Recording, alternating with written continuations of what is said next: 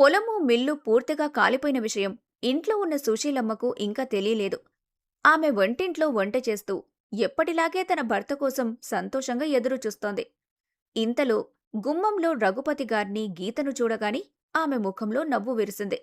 కాని వారి పాలిపోయిన ముఖాలు, కళ్లల్లోని కన్నీటి చారలు చూసి ఆమె, ఏంటండి ఇద్దరూ అలా ఉన్నారు? గీత, ఏమైంది తల్లి? మీ నాన్నగారు అలా నీరసంగా నడవలేకపోతున్నారేంటి? మిల్లులో ఏమైనా గొడవైందా? సుశీల, ఏం లేదు సుశీల. కానీ నువ్వు కాస్త గుండె ధైర్యంతో ఉండాలి. మన జీవితంలో ఊహించని పెద్ద కష్టమొచ్చింది సుశీల. అయ్యో, ఏమైందో చెప్పండి. మీ మాటలు వింటుంటే నా- నాకు చాలా భయంగా ఉందండి. రఘుపతి గారు సమాధానం చెప్పలేక సోఫాలో కూలబడి తలపట్టుకున్నారు. అమ్మా గీత, అసలేం జరిగిందో నువ్వైనా చెప్పమ్మా. గీత కళ్లల్లో నీళ్లను ఆపుకుంటూ తల్లి దగ్గరికి వెళ్ళి, అమ్మా, నేను చెప్పబోయే విషయం విని నువ్వు ఆందోళన పడకు. మన రైస్ మిల్లు, అలాగే కోతకు సిద్ధంగా ఉన్న మన పొలంలోని పంట రెండూ పూర్తిగా కాలి బూడిదైపోయాయమ్మా. గీత అలా చెప్పడంతో సుశీలమ్మ షాక్కి గురైంది. ఏ ఏమంటున్నావు గీత నువ్వు? రైస్ మిల్లు కాలిపోవడమేంటి? నిన్నటిదాకా కలకల్లాడిన మిల్లు, పంట అంతా కాలిపోవడమేంటి తల్లి? అబద్ధం కదూ? మీ నాన్న నన్ను ఆట పట్టించడానికి ఇలా అబద్ధాలు చెప్పమన్నారు కదా? లేదమ్మా, ఇది పచ్చి నిజం. మిల్లులో షార్ట్ సర్క్యూట్ వల్ల మంటలు చెలరేగి పక్కనే ఉన్న మన పొలానికి కూడా వ్యాపించాయి. దేవుడా! ఎంత పని చేశావు స్వామి! అన్నీ బాగున్న సమయంలో మాకింత పెద్ద కష్టం ఎందుకిచ్చావు? ఏ తప్పు చేశామని మమ్మల్ని ఇలా రోడ్డున ఎందుకు పడేశావు? ఆస్తి పోతే మా కూతురు పెళ్లి ఎలా జరగాలి?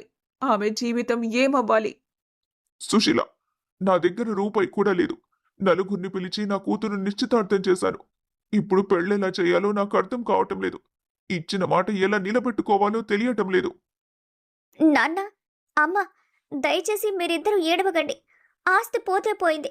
మనం మళ్ళీ కష్టపడి సంపాదించుకోవచ్చు.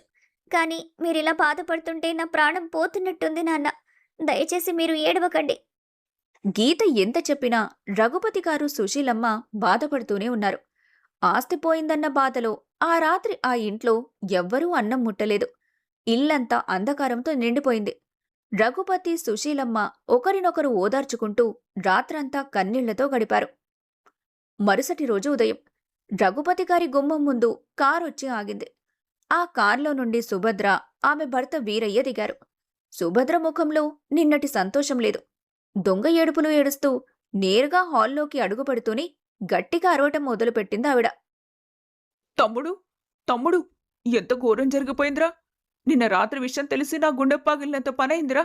నీ మీద ఎవరి కన్ను పడిందో మన మిల్లు కాలిపోయిందిరా తమ్ముడు! రఘుపతి, చాలా పెద్ద అనర్థం జరిగిపోయింది. అసలు ఎలా జరిగింది? ఎవరైనా కావాలనే చేశారా లేక ప్రమాదమా? అంతా నా కర్మ బావగారు. షార్ట్ సర్క్యూట్ వల్ల జరిగిందని మేనేజర్ చెప్తున్నాడు. నా ఇన్నేళ్ల కష్టమంతా ఒక్క రోజులో బూడిదైపోయింది. అయ్యో దేవుడా! నా తమ్ముడికెంతటి కష్టం తెచ్చావు. ఇప్పుడెలా తమ్ముడు? అక్క, నీకింకో విషయం చెప్పాలి. ఇప్పుడున్న పరిస్థితుల్లో పెళ్లి చేయాలంటే నా దగ్గర డబ్బులు లేవు. మన మిల్లు కాలిపోయింది. పంట కూడా నాశనమైంది. అందుకే ఈ పెళ్లిని కొన్ని రోజులు వాయిదా వేద్దామక్క. నాకు కొంచెం సమయం ఇస్తే నేను మళ్ళీ ఆర్థికంగా కోలుకొని పెళ్లి బ్రహ్మాండంగా జరిపిస్తాను. నిజానికి సుభద్ర అక్కడికొచ్చింది పెళ్లిని పూర్తిగా క్యాన్సిల్ చేయడానికే. ఎందుకంటే ఆస్తిలేని రఘుపతి కూతురు గీత తమకు అవసరం లేదు. కాని తానే పెళ్ళొద్దని చెప్తే ఊళ్ళో పరువు పోతుందేమో అని భయపడింది. ఇప్పుడు రఘుపతి గారే స్వయంగా పెళ్లి వాయిదా వేద్దామనడంతో ఆమెకదొక పెద్ద వరప్రసాదంలా అనిపించింది.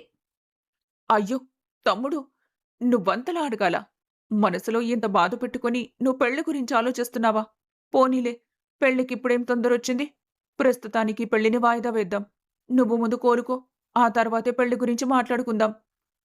అవును రఘుపతి, సుభద్ర చెప్పింది కరెక్ట్. ఇలాంటి కష్ట సమయంలో మేము నిన్ను బలవంతం చేయలేం. నన్నింత బాగా అర్థం చేసుకున్నందుకు మీకు చాలా ధన్యవాదాలు బాబా. దానికేం కాని మేం వెళ్ళొస్తాం. నువ్వు ప్రశాంతంగా ఉండు. సుభద్ర, వీరయ్య ఇద్దరూ అక్కడ్నుండి త్వరగా కదిలారు. వాళ్లు వెళ్లిన తర్వాత రఘుపతి గారు సుశీలమ్మ వైపు, గీత వైపు ఎంతో గర్వంగా చూశారు. చూసారా సుశీల, గీత, మీరిద్దరూ నా అక్క గురించి ఎంత తప్పుగా ఆలోచించారు. ఆమె కేవలం ఆస్తి కోసమే సంబంధం కలుపుకుందని నువ్వెప్పుడూ నన్ను తిడుతూ ఉండేదానివి కదా సుశీల. కానీ చూడు, ఈ రోజు మన దగ్గర ఏమీ లేకపోయినా నా అక్క ఎంతో మంచితనంతో పెళ్లి వాయిదా వేయడానికి ఒప్పుకుంది. అదే వేరే వాళ్ళైతే మన దగ్గర ఏం లేదని సంబంధాన్ని ఇప్పుడే క్యాన్సిల్ చేసేవాళ్ళు కదా. అవునండి. నిజమే. నేను వదిన గారి గురించి చాలా తప్పుగా అనుకున్నాను. నా కళ్ళు ఇప్పుడు తెరుచుకున్నాయి. ఈ కష్ట సమయంలో ఆమె మనతో నిలబడటం నిజంగా చాలా గొప్ప విషయం. గీత మనసులో కొంచెం సందేహమున్నా పైకి మాత్రం ఇలా అంది. అవును నాన్న, అత్తయ్య ఇంత మంచిదని నేను కూడా అనుకోలేదు. బహుశా నేను ఆమెను అనవసరంగా తప్పుగా అర్థం చేసుకున్నానేమో.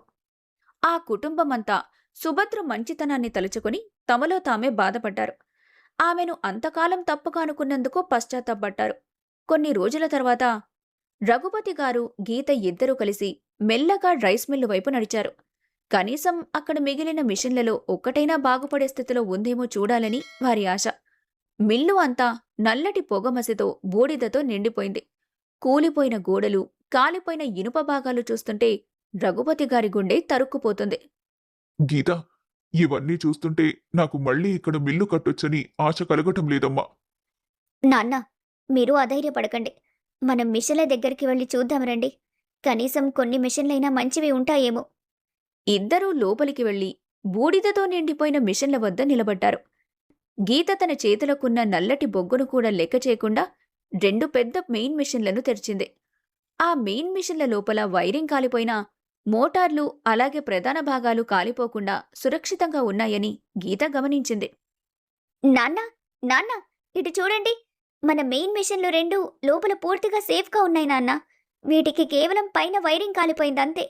మనం వీటికి చిన్న చిన్న రిపేర్లు చేసి కొత్త వైరింగ్ వేస్తే ఇవి మళ్ళీ మునుపటిలా పనిచేస్తాయి. నిజమా తల్లి? నువ్వు చెప్పినట్టు ఆ మిషన్లు మళ్ళీ నడుస్తాయా? అవును నాన్న, నా మీద నమ్మకం ఉంచండి. ఈ 2 మిషన్లుంటే చాలు, మనం మిల్లును మళ్ళీ స్టార్ట్ చేయొచ్చు. మిగిలిన వాటికి రంగులు వేసి చిన్న రిపేర్లు చేస్తే సరిపోతుంది. మనం చాలా త్వరగా కోలుకుంటాం నాన్న. రఘుపతి గారికి పోయిన ప్రాణం తిరిగి వచ్చినట్టనిపించింది. దేవుడు తమను పూర్తిగా ముంచేలేదని ఆయనకు నమ్మకం కలిగింది. హమ్మయ్య! చాలా సంతోషంగా ఉందమ్మా. మన మిల్లును మళ్ళీ బాగు చేసి మన పాత వైభవాన్ని తిరిగి తెచ్చుకుందాం. పద, ఈ శుభవార్త మీ అమ్మకు చెబుదాం. ఇద్దరూ సంతోషంగా ముచ్చటించుకుంటూ రోడ్డు వైపు నడుచుకుంటూ వెళ్తున్నారు. దార్లో వారికి ఊరి మనిషి అప్పయ్య ఎదురుపడ్డాడు. రఘుపతి, ఎలా ఉన్నావురా బాబు? నీలాంటి మంచివాడికి ఇలాంటి ఘోరమైన కష్టం రాకూడదురా.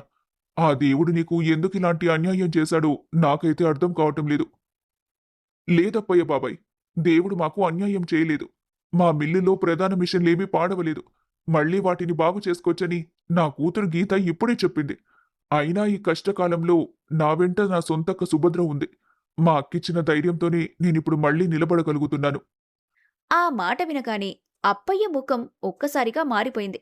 ఆయన ఆశ్చర్యంతో రఘుపతి వైపు చూశాడు. ఏంటి రఘుపతి, నువ్వు మాట్లాడేది? నువ్వేమైనా పిచ్చివాడివయ్యావా? నీ వెంట నీ అక్క సుభద్ర ఉండటమేమిటి? అదేంటప్పయ్య బాబాయ్ అలా అంటావ్? మొన్ననే కదా మా అక్క మా ఇంటికొచ్చి నా కష్టాన్ని చూసి పెళ్లిని కొన్ని రోజులు వాయిదా వేద్దామంది. ఒరేయ్ రఘుపతి, నీ వయసు పెరిగినా నీకు లోకజ్ఞానం అస్సలు పెరగలేదురా. ఈ రోజు నీ అక్క సుభద్ర కొడుకు శ్రీపతికి పక్కూరి పెద్ద భూపతి కూతురితో నిశ్చితార్థం జరుగుతుందిరా. మీ అక్క ఇంట అలా జరుగుతుంటే నువ్వేంటిక్కడ నీ అక్కని నాదుకుందని భజన చేస్తున్నావు? ఆ మాట వినగానే రఘుపతి గారి తలపై ఒక పెద్ద పిడుగు పడినట్లనిపించింది. ఆయన పక్కనే ఉన్న గీత కూడా ఒక్కసారిగా షాక్ తిని అప్పయ్య వైపు చూసింది. ఏంటి బాబాయ్ నువ్వు మాట్లాడుతుంది? మా అక్క కొడుక్కి వేరే అమ్మాయితో నిశ్చితార్థమా? నీకు వయసు పైబడటం వల్ల ఏదో భ్రమపడి మాట్లాడుతున్నావు తాత. మా అక్క అలా చెయ్యదు. ఒరేయ్, నాకు ముసలితనం వచ్చింది కాని పిచ్చి పట్టలేదురా. నేను పచ్చి నిజం మాట్లాడుతున్నాను. డబ్బు లేని మీలాంటి వాళ్లతో సంబంధం కలుపుకోవడం తనకిష్టం లేదని నీ ఇంటికొచ్చి మొహం మీదే పెళ్లి వద్దని చెప్పి వచ్చానని నీ అక్క సుభద్ర ఊరందరికీ గర్వంగా చెబుతుందిరా. లేదు, లేదు, మా అక్క నాతో అలా చెప్పలేదు. కేవలం పెళ్లిని వాయిదా వేద్దామని మాత్రమే మేమనుకున్నాం. అవునరా, నీకు వాయిదా అని చెప్పి ఊళ్ళో వాళ్ళందరికీ మాత్రం ఆస్తులేని వాళ్లతో బంధుత్వం మాకొద్దని తనే సంబంధం క్యాన్సిల్ చేశానని చెప్తుంది. నమ్మకం లేకపోతే ఇప్పుడే వెళ్ళి చూడు. అక్కడ పందిళ్లు వేసి నిశ్చితార్థం వేడుకలు జరుగుతున్నాయి. ముందు వెళ్ళి నీ కళ్లతో నువ్వే చూడరా రఘుపతి. రఘుపతి గారికి కళ్ళు తిరిగినట్టనిపించింది. గీత నెమ్మదిగా తన తండ్రిని పట్టుకుంది. నాన్న చూసారా, అమ్మ చెప్పిందే నిజమైంది. అత్తయ్య మనల్ని ఎంత దారుణంగా మోసం చేసిందో చూసారా? రఘుపతి గారు వెంటనే జేబులో నుండి ఫోన్ తీసి తన బాబాయికి పెద్దమ్మకు కాల్ చేశారు. బాబాయ్, పెద్దమ్మ, మీరిద్దరు వెంటనే మా అక్కింటికి రండి. ఫోన్ పెట్టేసి ఆవేశంతో రఘుపతి గారు సుభద్ర ఇంటివైపు నడవటం ప్రారంభించారు. గీత ఆయన వెంటే వెళ్తుంది. సుభద్ర వేసిన ఈ కుట్ర రఘుపతి గారి ముందే బయటపడుతుందా? తన అక్క చేసిన ఈ నమ్మక ద్రోహానికి రఘుపతి గారు ఎలా స్పందిస్తారు? పెద్దలు, చుట్టాల సమక్షంలో సుభద్ర బండారం ఎలా బయటపడుతుంది? గీత ఈ అవమానాన్ని ఎలా తిప్పికొడుతుంది? ఈ విషయాలన్నింటికీ సమాధానం తెలియాలంటే తర్వాతి ఎపిసోడ్ చూడాల్సిందే.